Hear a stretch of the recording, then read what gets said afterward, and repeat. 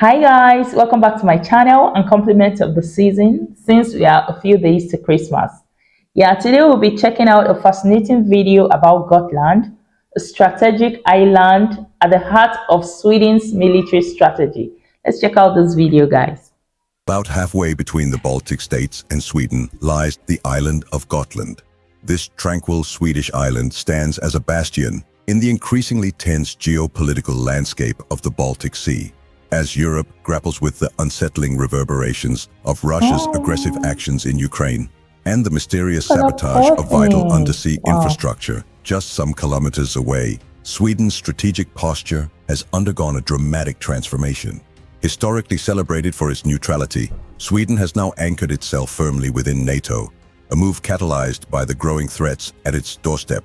This pivotal shift also means that Gotland is once again one of the most important pieces of land in Europe. Gotland's critical role is not just as a serene outpost, but a key military stronghold in the defense against potential Russian expansion. Today, we explore how this picturesque island has become a linchpin in Europe's defense strategy, guarding the gates of the Baltic against the untethered aggression of the Kremlin. Gotland has been a strategic hub since the Viking Age, serving as a crucial point for controlling the Baltic trade routes. Its position, nestled between mainland Sweden and the Baltic states, has made it a coveted asset for power projection and defense throughout history, including during the Hanseatic League's peak and various regional conflicts during Sweden's heyday. In modern times, this historical legacy underscores its military and economic importance, and for Sweden, it is more important than ever as it can serve as a massive air, navy, and army base in the middle of the Baltic Sea. Strategically, Gotland is the perfect defensive island in a potential conflict against Russia. Sweden's Wow, I've never heard of this island before. The strategic location is definitely fascinating. Wow, I've never heard of it before. Gotland. Patriot systems can be placed on Gotland, and with their longest interceptors, would essentially shut down the whole Baltic air corridor around the island. The same goes for Sweden's RBS-15, which has a range of 300 kilometers, which can strike both naval and ground targets. From the tip of Gotland, it is only around 280 kilometers to Russia's enclave at Kaliningrad.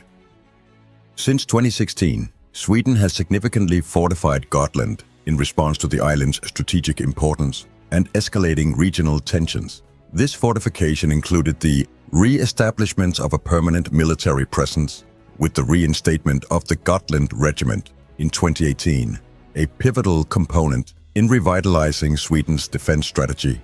The Godland Regiment is a mechanized infantry unit equipped with cutting-edge sensors, weaponry, and technology tailored to operate effectively across Gotland's diverse landscapes, from its sandy shores to rugged coastlines.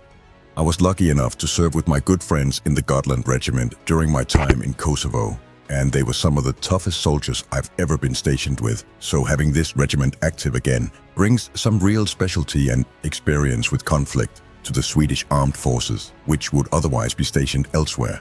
Many of the people I served with are now officers, and I'm sure they'll impart their experience on their newly re-established units.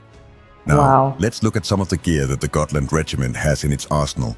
For a relatively small regiment of only 400 permanently stationed soldiers, they pack a very heavy punch. The backbone of the regiment will be its mechanized units. A typical Swedish mechanized regiment contains somewhere around 20 to 30 armored vehicles and tanks in total. But seeing as this regiment is being formed and increased as we speak, the number is likely around a company size, meaning 10 to 12 STRV 122 and around the same number of CV90. Moreover, the regiment has been reinforced with several air defense units, one RBS-23 with 2 to 4 launchers, several RBS-7 units, and several launchers for the aforementioned 300-kilometer range RBS-15 anti-ship missiles.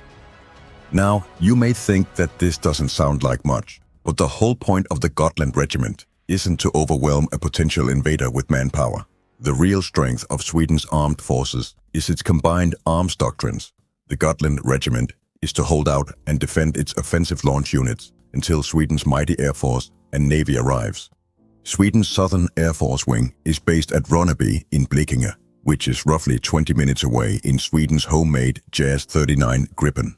If Gotland was ever attacked, There would be considerable fighter jet presence in the air around the island, from Poland, Finland, Norway, Denmark, and Germany, within a very short amount of time. Meanwhile, Sweden's terrifyingly effective Sterling-powered submarines are mainly based at Karlskrona and in Stockholm when they are not out on patrol. These vessels would quickly join Sweden's Visby corvettes to form a ring of steel around the island. These are likely the assets in the Swedish armed forces that the Russian military fears the most, as they would put an effective dent into any invading naval force and lock down travel outside of the range of the batteries placed on Gotland. Every year for a good while now, NATO has engaged in rigorous training exercises on Gotland to enhance the island's defense mechanisms and foster interoperability among its members. Baltops and Aurora are examples of yearly exercises that are meticulously designed to mimic real-world scenarios, such as amphibious landings, air defense, and swift responses to emerging threats within the Baltic Sea area. Gotland's strategic positioning offers an exemplary venue for executing maneuvers that reflect the geographic and climatic challenges of the region, thus equipping forces for the intricacies of contemporary maritime conflict. The presence of NATO training on Gotland not only checks the operational preparedness of the forces, but also acts as a strategic deterrent towards Russia, showcasing the alliance's determination to protect its eastern boundaries and showcasing how stupid an invasion would be. Another important Wow, it's impressive how Sweden is using diplomacy and strategic positioning to deter Russian aggression. It's really impressive. component of Sweden's military assets around Gotland is the CB-90 fast assault craft. These vessels are known for their exceptional speed and agility, capable of executing sharp turns at high speeds and decelerating from full speed to a complete stop in just 2.5 boat lengths. This makes them particularly well suited for the rocky coves and coastal topography surrounding Gotland. With a top speed exceeding 40 knots, the CB-90 craft can provide rapid transport for troops and logistics support, effectively responding to threats in real time. And the recent introduction of anti-air missile systems, as well as mortars on these platforms, makes them another frighteningly effective coastal defense asset. In the event of a hypothetical escalation in the Baltic region, Gotland would serve as a frontline defender. Sweden's forces have trained in scenarios that involve the rapid mobilization of these fast assault crafts to intercept aerial and naval threats effectively. Joint exercises simulating potential incursions illustrate how the Godland Regiment and Navy can act in concert, deploying CB-90 vessels swiftly to reinforce positions within hours. So you may ask, why does this all matter? Simply put, Russia must strategically reconsider its approach to the Baltic Sea region in response to Sweden's enhanced military presence on Gotland and the island's integration into NATO's defensive framework. This includes adapting its naval and air strategies to account for the increased surveillance and missile capabilities that Gotland's fortification brings. It'll cost more, be much harder, and trying to track assets like the Godland submarines will be a nigh on impossible task. The issue for Russia is that there was always some neutral or less guarded waters that they could traverse in the Baltic before Sweden and Finland joined NATO. Now that Sweden is in the alliance, Gotland has essentially shut down the only strip of water which wasn't 100% within NATO borders. It makes the considerations for what to do with Russia's enclave at Kaliningrad much harder for the Kremlin, and as we discussed in our video on this very issue, makes Russia's plan for an empire that includes the Baltic states much harder. The strategic significance of Gotland is expected to continue growing amidst ongoing regional tensions and shifts in global power dynamics. As part of its comprehensive defense strategy, Sweden is likely to enhance Gotland's military infrastructure and capabilities further, solidifying its role as a critical barrier against military escalation and safeguarding the security of Northern Europe. There are rumors of plans which include new ports, air defense installations, and extensive listening post upgrades. The Godland Regiment is also likely going to expand even more in the coming years, getting closer to its original size. That's not to say that there aren't challenges. Recent breaches of both gas pipelines and communications cables show that an island like Gotland could be disrupted by undercover operations. While Swedish missiles can easily reach Russian territory, the same can be said the other way. and Sweden's naval tonnage is still far behind its competitor in the Russian Baltic Fleet. The only big difference now is that Sweden is part of NATO, which means that they'll have the backup of the most extensive military alliance in human history if anyone were to try anything. Equally, the Godland Regiment, while well equipped, is still relatively small. It won't take many casualties before it would lose much of its combat readiness. Once a medieval center of commerce, Gotland has transitioned into a modern bulwark against aggression in the Baltic Sea. Its strategic location, coupled with military enhancements, including the integration of a reinvigorated Godland Regiment, underscores its indispensable role in promoting regional stability and deterring Russian expansionist ambition, likely much more than any other piece of real estate within the NATO alliance. As always, we hope you enjoyed this video.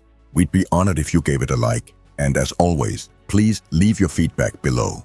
From all of us to all of you, a Merry Christmas when we get there next week. Merry Christmas to you too. Wow, who would have thought that a tiny island such as Gotland could play a significant role in international relations?